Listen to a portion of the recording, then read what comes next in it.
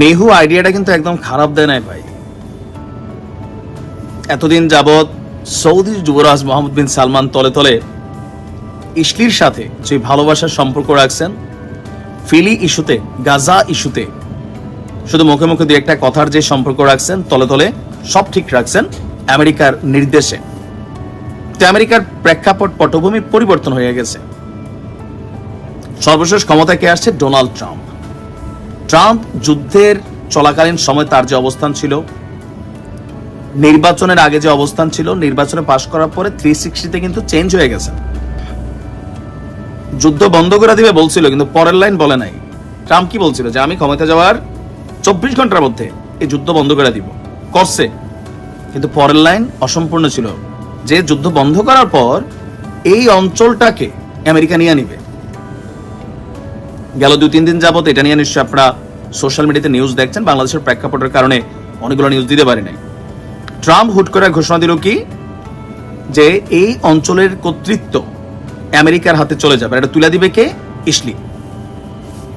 এখন এই বক্তব্যকে স্বাভাবিকভাবে আরব বিশ্ব প্রত্যাখ্যান করেছে। সৌদি বরাবরের মতন উপরে হোয়াইট কালার কথাবার্তা বলছে যে দেখো ইসলি, তোমরা যদি আমাদের সাথে স্বাভাবিক সম্পর্ক রাখতে চাও, তাহলে ফিলিকে স্বাধীন রাষ্ট্র হিসেবে প্রতিষ্ঠা করতে দিতে হবে। এরপরে নেহু কয়, তো ঠিক আছে, এক কাজ করো, এই এলাকার যে জনগণ আছে তোমাদের এলাকা নিয়ে যাও, সৌদি নিয়ে যাও, অনেক জায়গা খালি পড়ে রয়েছে। কিন্তু স্বাধীন রাষ্ট্র এই কথা যুবরাজ সালমান তুমি বলবা না। কেন?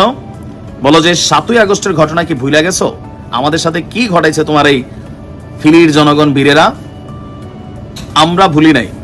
আর এখন তো লারে লাপ্পা পেজার, পুষ্পা 2 ছবি দেখান নাই? পুষ্পা প্রথম ছবিটাতে যে পেজার ছিল, স্বর্ণের পেজার উপহার দিছে নেহু গিয়া ট্রাম্পে ডাকায় নিয়ে একটা বাতিজা, শোনো, এলাকা আমি খালি চাই, তোমার দায়িত্ব দিব, তুমি এটা কন্ট্রোল করবা। এখন ট্রাম্পের এই আশ্বাসে নেহু বাতাসে উঠতেছে। তো নেহু যখন বাতাসে উঠতেছে, আরব রাষ্ট্রগুলো বলতেছে যে না, এটা ঠিক না। ব্রাজিলও বলতেছে, তবে আর্জেন্টিনা আবার খুশি, কয় ইয়েস, আগাই যাও।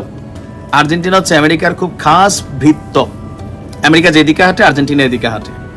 যেমন বিশ্ব স্বাস্থ্য সংস্থা থেকে আমেরিকা সরে যাচ্ছে, আর্জেন্টিনাও সরে যাচ্ছে। প্যারিস জলবায়ু থেকে ট্রাম্প সরে গেছে, আর্জেন্টিনাও সরে গেছে। কারা কারা আছেন আর্জেন্টিনার ভক্ত? আউলাজেলা ভক্ত হইয়েন না, যাইনা ভক্ত হইয়েন। ফিলিশতেও ব্রাজিল ছিল বীরদের পক্ষে, আর্জেন্টিনা ছিল বীরদের বিপক্ষে। আমি আর্জেন্টিনার সাপোর্টার ছিলাম, বয়কট করে দিছি।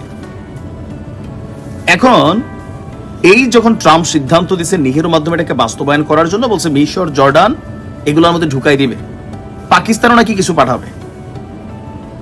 তখন এটা নিন্দা উঠলো, কারণ মানুষ মাত্র যুদ্ধবিরতির পর তাদের বাড়ি ঘরে গেছে, সেখানে বিশাল একটা ক্ষয়ক্ষতির অবস্থা।